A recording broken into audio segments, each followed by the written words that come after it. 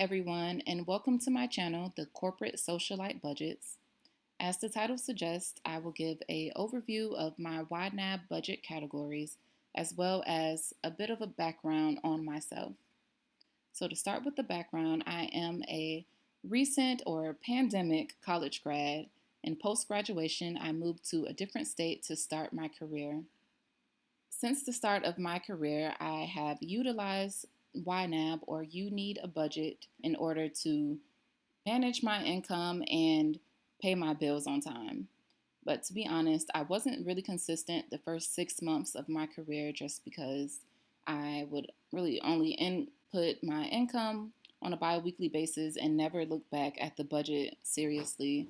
And by the time I do come back the second week, it's all over the place and kind of in the red a lot.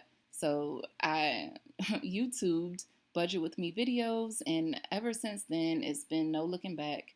I have been obsessed with Budget With Me videos, especially the YNAB ones, and I've decided now to just turn my budget into a video as well.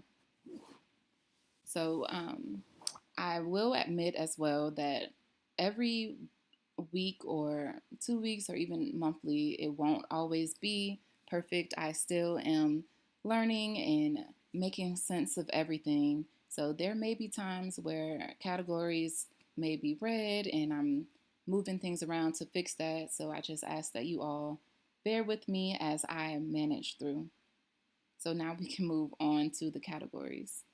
So the credit card payment category is really self-explanatory. These are the 4 credit cards or lines of credit that I currently have. And actually, the Ashley Furniture credit card is not a credit card that I own. This is actually my mom's credit card, and I purchased my first couch for my apartment on her card, so I ensure to pay that back every payment date that it's due. And other than that, the other 3 actually do belong to me. A little bit of background on the Discover card. So my Discover card was my very first card amongst starting college. And of course, I wasn't completely literate in finances, and I did max the card out, and I am still dealing with the consequences of interest charges just because I am only now at a place where I feel like I can pay it back more so aggressively than I was when I was in school. So next is a baddie with bills. So these are my core essential bills, the bills that pretty much make or break my comfort or living standards. So of course, rent, and then I have monthly payments, which is for my sorority, and we pay monthly dues just to ensure that we can be able to go on certain trips and just be able to celebrate on certain occasions.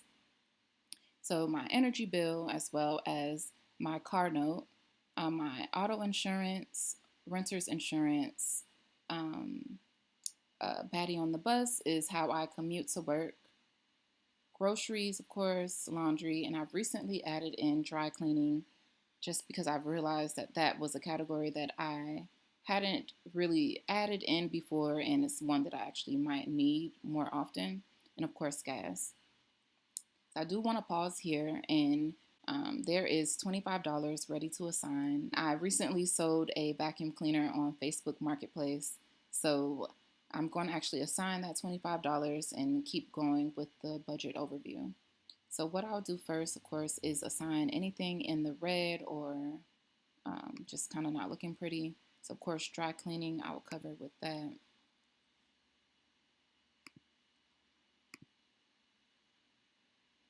Okay, and let's see if I have anything crazy going on.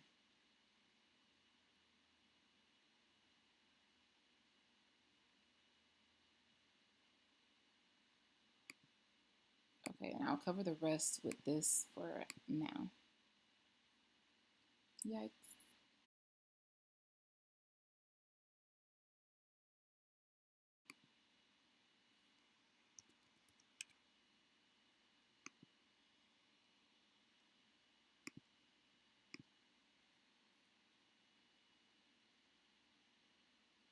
Okay, I'm gonna collapse this one.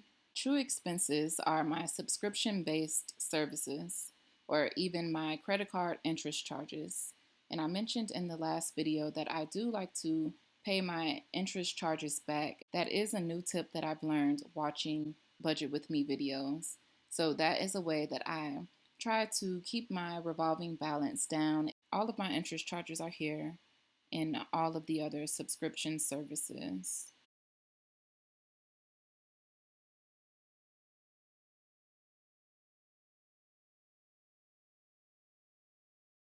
Debt payments.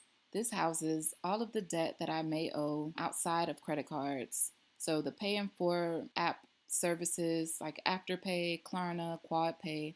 I did mention before that I eventually want to rid of these services just because I have noticed that I have started to abuse them. I haven't been using it really responsibly, so I do want to go ahead and pay them off and eliminate them from my budget. I will probably keep QuadPay on here just as worst case scenario emergency, and mainly because that one can be used in different stores with like the Apple Pay feature. So that's the only one that I will probably keep after a while.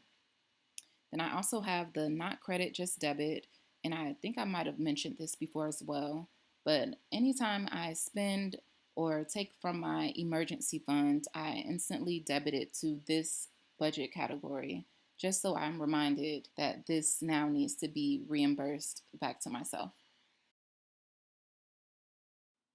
To be reimbursed is a family member that actually loaned me money when I first moved to get situated. So he has allowed me to pay him back at a slower rate than the other small debts that I owe that actually accrue interest, and to, eventually pay him back over time. So it's about $600 that I plan to eventually pay back in full. I'm down to about $450 now that I do keep track of within the YNAB platform.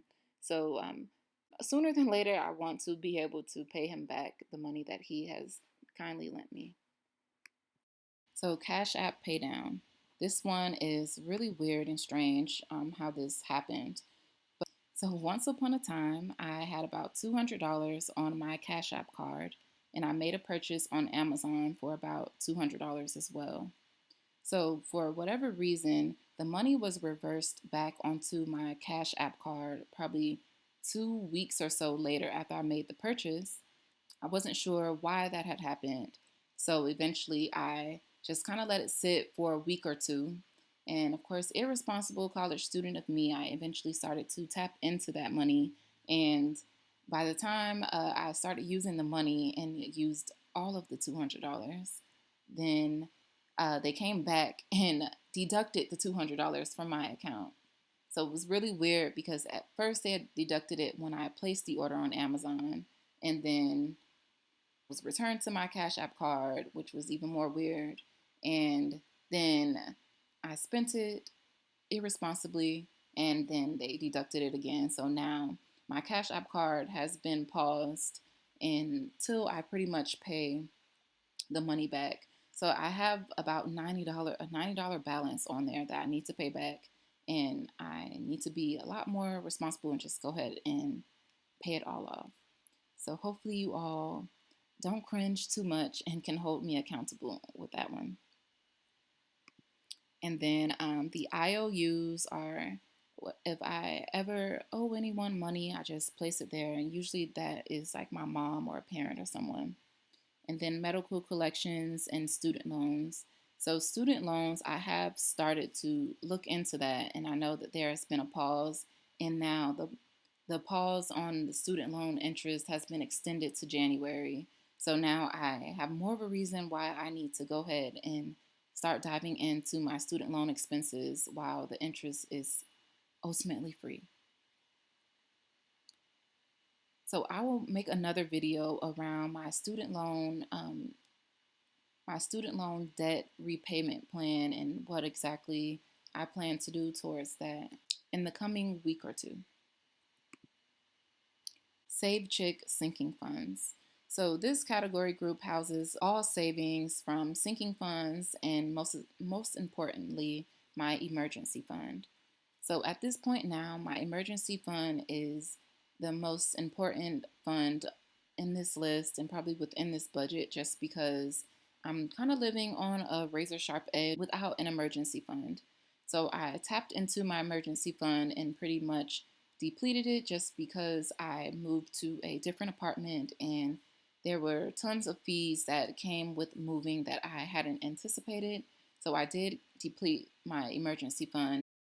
After the $1,000 threshold, then I plan to be a lot more aggressive toward other debts and or savings funds. So the jet setting fund.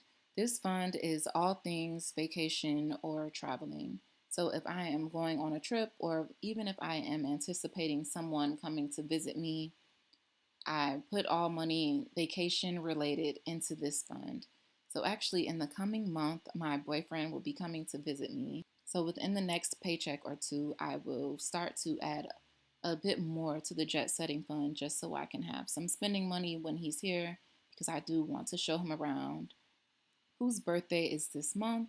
So anytime a friend's birthday is coming up, maybe a month or two out, preferably 2 to 3 months out, I add their name to this savings fund and start to build money towards that.